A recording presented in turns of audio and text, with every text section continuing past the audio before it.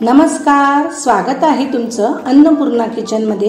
आज मी तुमच्यासाठी उन्हाळी वाळवणीची सांडग्याची भाजीची रेसिपी घेऊन आलेली आहे।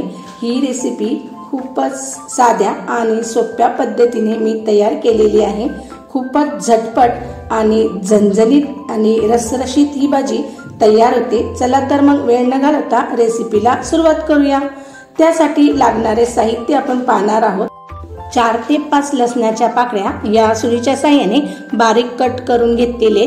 त्याचबरोबर 4 ते 5 हिरवी मिरची ही कापूनही घेतलेली आहे बारीक अशी। आणि त्याचबरोबर मी इथे कोथिंबीरही घेतलेली आहे। एक मीडियम साईजचा टोमॅटोही बारीक कापून घेतला आहे। आणि त्याचबरोबर मी इथे 2 मीडियम साईजचे कांदे घेतलेले आहे। या भाजीमध्ये कांद्याचा वापर केल्यामुळे भाजी खूप चविष्ट आणि खमंग तयार होते।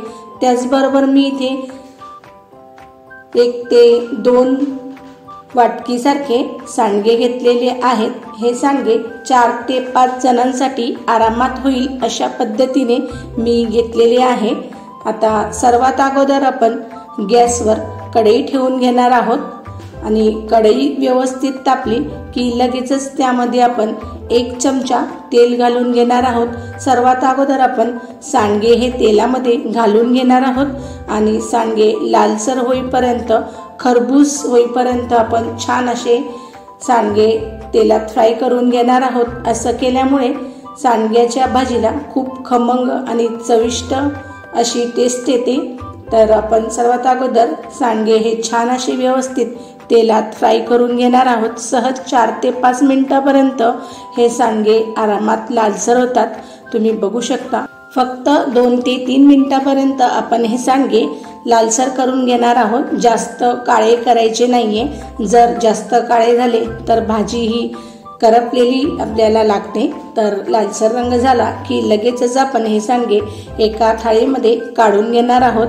अशा पद्धतीने मी हे सांडगे लालसर होईपर्यंत फ्राय करून घेतलेले आहे आणि एका थाळीमध्ये काढूनही घेतलेले आहे। आता सर्वात अगोदर आपण गॅसवर कढई ठेवून घेणार आहोत आणि कढई व्यवस्थित तापली की लगेचच त्यामध्ये 2 ते 3 चमचे तेल घालून घेणार आहोत। आणि तेल व्यवस्थित तापले की लगेचच त्यामध्ये आपण 1 चमचा जिरे घालून घेणार आहोत। आणि जिरा हे व्यवस्थित लालसर झाले की लगेचच त्यामध्ये आपण कापून घेतलेला लसण घालणार आहोत।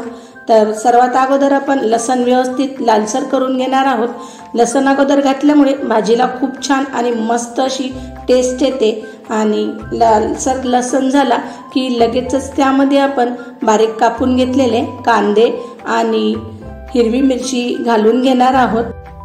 चमच्याच्या साहाय्याने व्यवस्थित सर्व ढवळून घेणार आहोत आणि 2 ते 3 मिनिटापर्यंत कांद्याचा कलर हा चेंज होईपर्यंत आपण तेलात फ्राय करून घेणार आहोत। अशा पद्धतीने 2 ते 3 मिनिटं झालेली आहेत, तुम्ही बघू शकता। खूप छान आणि लालसर आपला कांदा हा परतलेला आहे आणि व्यवस्थित असा फ्रायही झालेला आहे। आता लगेचच त्यामध्ये बारीक कापून घेतलेला टोमॅटो आपण घालणार आहोत आणि चमच्याच्या साहाय्याने व्यवस्थित सर्व मसाले हे एकजीव करून घेणार आहोत। सहज 2 ते 3 मिनिटापर्यंत आपण तेलातही व्यवस्थितपणे टोमॅटोही फ्राय करून घेणार आहोत। अशा पद्धतीने तुम्ही बघू शकता खूप छान आणि लालसर आपला मसाला फ्राय झालेला आहे। आता लगेचच त्यामध्ये आपण अर्धी चमची हळद घालून घेणार आहोत आणि त्याचबरोबर मी इथे अर्धी चमची धनेपूड घातलेली आहे आणि अर्धी चमची लाल मिरची पावडर घातलेली आहे। जर तुम्हाला लाल मिरची घालायची नसेल तर तुम्ही ही स्किप करू शकता। आणि चमच्याच्या साहाय्याने 2 ते 3 मिनिटापर्यंत मंद आचेवर हा सर्व मसाला आपण फ्राय करून घेणार आहोत। मसाला कच्चा राहता कामा नये अशा पद्धतीने आपण सर्व मसाले फ्राय करून घेतलेले। आता यामध्ये 1 ते 2 ग्लास मी पाणी घालून घेतलेले आहे। पाणी हे तुमच्या आवडीनुसार तुम्ही कमी किंवा जास्त करू शकता। अशा पद्धतीने व्यवस्थित सर्व आता चमच्याच्या साहाय्याने एकजीव करून घेऊयात आणि छान अशी 2 ते 3 मिनिटापर्यंत आपण पाण्याला उकळी काढून घेणार आहोत। आता पाणी घातले की लगेचच त्यामध्ये चवीनुसार मीठही घालून घेणार आहोत आणि सर्व एकजीव करून घेणार आहोत। गॅसची फ्लेम ही मीडियम ठेवून छान असे 2 ते 3 मिनिटापर्यंत उकळी पाण्याला आपण काढून घेणार आहोत। आणि तुम्ही बघू शकता खूप छान आणि व्यवस्थित अशी पाण्याला उकळीही फुटलेली आहे। आणि पाण्याला उकळी फुटल्यानंतर त्यामध्ये आपण सांडगे घालून घेणार आहोत। उकळी फुटल्यानंतरच सांडगे घालायचे आहे, त्यामुळे सांडगे हे पटकन शिजण्यास मदत होते। आता चमच्याच्या साहाय्याने सर्व एकजीव करून घेऊयात आणि त्यावर आपण झाकण ठेवून घेणार आहोत। आता गॅसची फ्लेम ही मीडियम करून झाकण ठेवून 4 ते 5 मिनिटापर्यंत आपण छान असे सांडगे हे शिजवून घेणार आहोत। 4 ते 5 मिनिटं झालेली आहेत। आता मी तुम्हाला दाखवतही आहे, थोडेसे पाणी त्यामध्ये जास्त आहे आणि सांडगे हे थोडे कच्चे असल्यामुळे आपण झाकण न ठेवता 4 ते 5 मिनिटापर्यंत परत हे शिजवून घेणार आहोत। अधूनमधून हे सांडगे चेक करायचे आहे। तर अशा पद्धतीने 4 ते 5 मिनिटं झालेली आहेत। खूप छान आणि व्यवस्थित आपली सांडग्याची भाजी ही तयारही झालेली आहे आणि मी तुम्हाला ही भाजी चेकही करून दाखवत आहे। तर चमच्यामध्ये थोडेसे सांडगे घेऊन हाताने आपण सहज असे प्रेस केले की हे सांडगे लगेचच प्रेस होतात, म्हणजे आपले सांडगे व्यवस्थित असे शिजलेले आहेत। तर अशा पद्धतीने ही भाजी मी तयार केलेली आहे।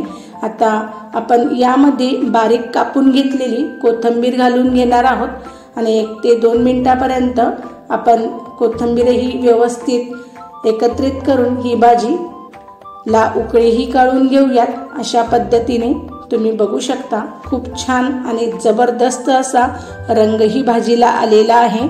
आता 2 ते 3 मिनिटं झालेली आहेत। आता गॅसची फ्लेम ही बंद करून मी तुम्हाला दाखवतही आहे। खूपच भन्नाट आणि जबरदस्त झणझणीत ही भाजी तयार झालेली आहे आणि तुम्ही बघू शकता रंगही खूप सुरेख आलेला आहे। अशा पद्धतीने ही भाजी मी तयार केलेली आहे। आता मी ही भाजी तुम्हाला सर्व्ह करून दाखवत आहे। ही भाजी गरमागरम पोळी किंवा भाकरीसोबत तुम्ही एन्जॉय करू शकता। त्याचबरोबर ही भाजी सकाळच्या घाई गडबडीमध्ये टिफिनसाठीही तयार करू शकता आणि दुपारच्या जेवणामध्येही तुम्ही भाजी तयार करू शकता। सर्वांना ही भाजी खूप आवडेल अशी ही भाजी तयार होते। खूपच चविष्ट आणि झटपट होणारी ही रेसिपी आहे। तर अशा पद्धतीने मी ही रेसिपी तयार केलेली आहे। खूप साध्या आणि सोप्या पद्धतीने ही रेसिपी मी तुम्हाला दाखवलेली आहे। तर तुम्ही अशा पद्धतीने ही रेसिपी नक्की ट्राय करा आणि मला कमेंट्समध्ये नक्की कळवा। अशाच नवनवीन आणि झणझणीत रेसिपी पाहण्यासाठी व्हिडिओला लाईक करा, शेअर करा आणि सबस्क्राईब करायला मात्र विसरू नका। याचबरोबर मी चॅनलला उन्हाळी वाळवणी सांडग्याची रेसिपी टाकलेली आहे। जर तुम्ही पाहिली नसेल तर त्याची लिंक्स मी डिस्क्रिप्शन बॉक्समध्ये देत आहे, तुम्ही ती नक्की पहा आणि मला कमेंट्स करा। धन्यवाद।